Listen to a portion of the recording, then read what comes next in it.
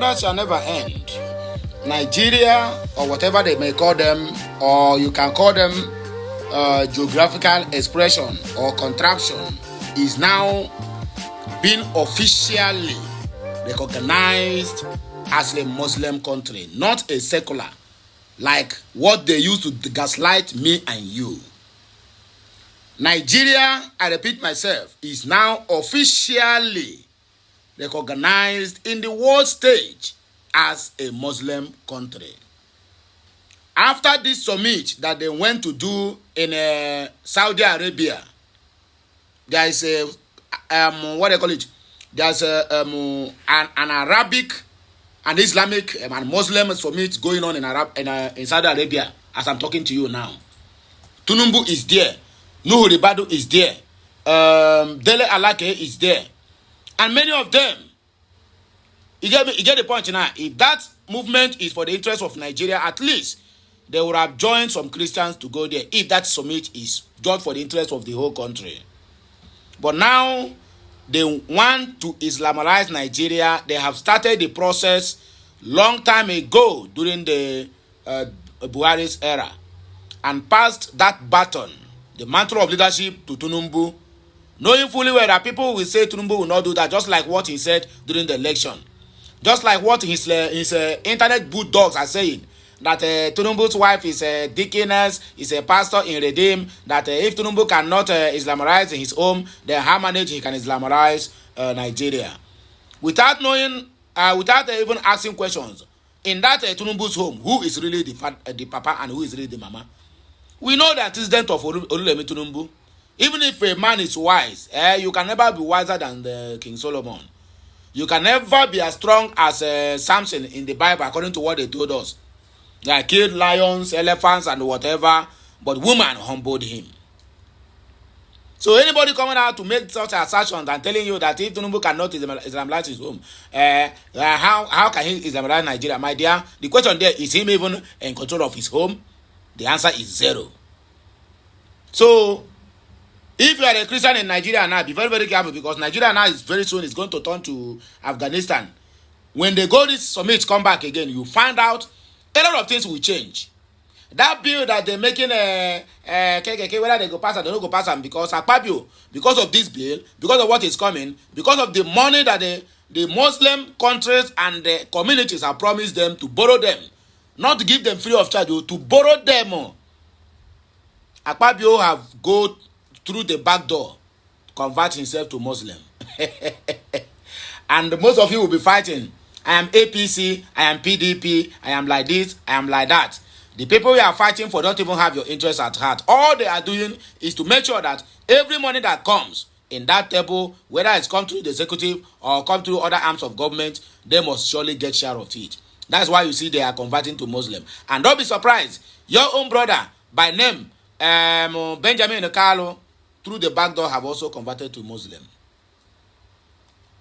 So my people, the Biafrans, you can see it, the reason why 2nd of December is a must.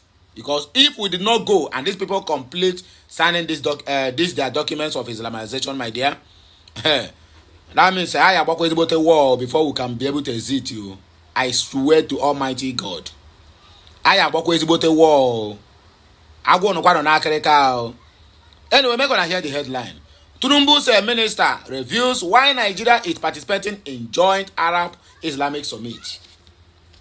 Have you ever heard where they say Tinubu or Shetima go to a pilgrimage, is Christian whatever summit, or even they send anybody to go?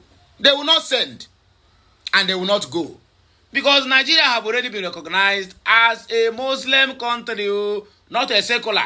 So all of you that is clapping hand, I believe in Jesus, I believe in this, and this is my church, and this is that is my church.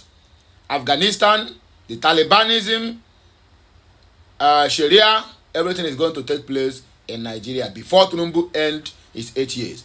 As I said earlier on one of my videos, is that Tinubu maintains to be the last president of Nigeria or a life president of Nigeria. Two things, one must made. IPOB Directorate of State congratulates Donald Trump on historic comeback, calls for justice for detained Biafrans. My people, now here we go to start our news. I beg there's no much time. Like, share, comment, and make sure you subscribe to my channel for more interesting videos. Nigeria has affirmed its participation in the upcoming joint Arab Islamic Summit, citing its strong ties and proximity in the Middle East as key reasons for engagement. The summit is set to commence on Monday, November 11, which is today, 2024, in Riyadh, Saudi Arabia. Minister of Information and National Orientation Mohammed Idris disclosed that Bola Ahmed Tinubu will use the platform to address the ongoing Israel-Palestinian conflict, which is lie, underscoring Nigeria's call for an immediate ceasefire and advocating for a diplomatic solution, which is lie. Idris, speaking to journalists in Riyadh,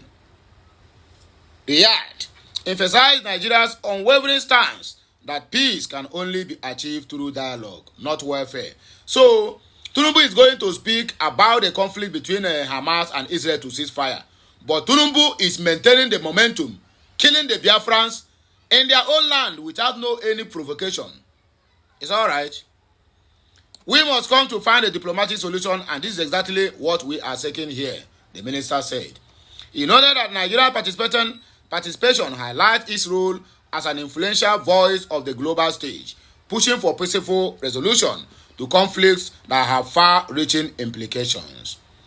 Nigeria feels that unless a diplomatic solution is found, this conflict may engulf the entire region and potentially extend its impact globally, Idris added. Experts have long argued that a two-state solution enabling Israel and Palestine to coexist within such borders is the path to lasting peace. Echoing this statement, Idris reiterated Nigeria's consistent support for this approach. We must go back to the root of the matter, he said, advocating for the coexistence of both nations in peace and security.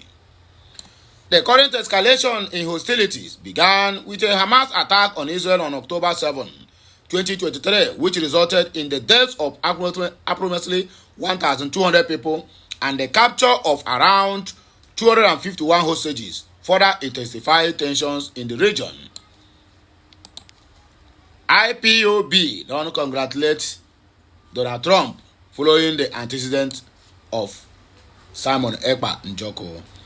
With the remarkable victory of Donald J. Trump as the 47th president-elect of the United States, the IPOB Directorate of States has extended heartfelt congratulations to the president-elect, hailing his return as beacon of hope for all who believe in justice, peace, and the rights of indigenous peoples. For many around the globe, Trump's return represents the promise of renewed leadership at a time of global unrest. Under the Biden-Harris administration, the U.S. faced economic uncertainties and conflicting interests abroad. The world had witnessed escalating crises from the Middle East to the ongoing Russia-Ukraine conflict, alongside the underreported atrocities in Sudan and Ethiopia. The urgency for change has resonated far beyond American borders, with citizens across the world looking toward Trump's comeback as a possible shift toward global stability. For the indigenous people of Biafra, IPOB, Trump's victory holds a unique significance. In 2016, Trump's victory sparked hope among IPOB members who saw his stance on self-determination as potentially supportive of their peaceful pursuit of Biafra independence. In celebration of Trump's inauguration in 2017, hundreds of IPOB supporters organized a peaceful rally in Iguacha, Port Harcourt on January 20, 2017, calling it the IPOB Trump Solidarity Rally. The event, intended as a joyful and peaceful celebration, quickly turned into a tragic ordeal for many. Nigerian security forces responded with severe repression, arresting 65 peaceful demonstrators and branding the rally unlawful. What was meant to be an expression of solidarity with a new American president turned into a nightmare for these Biafran activists who were detained and accused unjustly of breaking Nigeria laws. 9 years later, those 65 IPOB members remain in detention, held without a fair trial. Attempts to secure their release through legitimate democratic avenues have been reportedly obstructed by Nigerian authorities in an outright denial of their human rights. The Nigerian government has ignored constitutional protections for peaceful assembly and freedom of expression. The detention of these individuals, whose only crime was celebrating the inauguration of a U.S. president, reveals a harsh reality. Biafrans, who assert their identity and peaceful advocate for self-determination, are often met with brutal suppressions. Despite consistent appeals to Nigerian authorities, these detainees remain behind bars, their futures uncertain. This prolonged detention, devoid of legal grounds, underscore the challenges faced by Biafrans in their struggle for justice and freedom. Under the leadership of Mazi Nnamdi Kanu, IPOB has championed a peaceful approach to self-determination, seeking an internationally supervised referendum for Biafra's independence. For IPOB members and other supporters of self-determination, Trump's stance on indigenous rights offers a glimmer of hope that global leaders might advocate for those denied freedom in their own land. Trump's potential influence in supporting indigenous people's rights to self-determination is viewed by IPOBs as a critical step toward international recognition in Nigeria against whatever they may, creating awareness. And the IPOBs at the Directorate of State sees this as an opportunity to bring awareness to the plight of Biafrans and to rally international support against human rights abuses in Nigeria. As the world congratulates Donald Trump on his return to power, IPOB reiterates its call for justice for the detained Biafrans, now 9 years into unlawful detention. The Directorate calls on global leaders, human rights organizations, and all advocates of freedom to remember these individuals and to press Nigeria to uphold the fundamental rights of its citizens. Justice delayed is justice denied, as the saying goes, and for these peaceful Biafran activists, the delay has been all too long, as Trump's leadership rekindles hope for fairness and democratic ideals. IPOB urges the international community to stand for justice, ensuring that those who simply voice their beliefs are no longer treated as criminals. This message is from the Family Writers Press International, where we always gather the information that is gladdening everybody's heart. And that is the message we get from my people today. So Trump, now the ball is in your court to do the needful. Biafrans who celebrated you 2016 and 2017 are still in detention, and you have finished your first time, lose the second time, and you are back again to continue from where you stopped. The question there now is, what can Trump do to safeguard and to secure these people and their land? Just like Speedality have called out to Trump, come to the rescue of the Biafrans, for they trusted in you and they believe you have the power to do so. My people, now here we go take a break.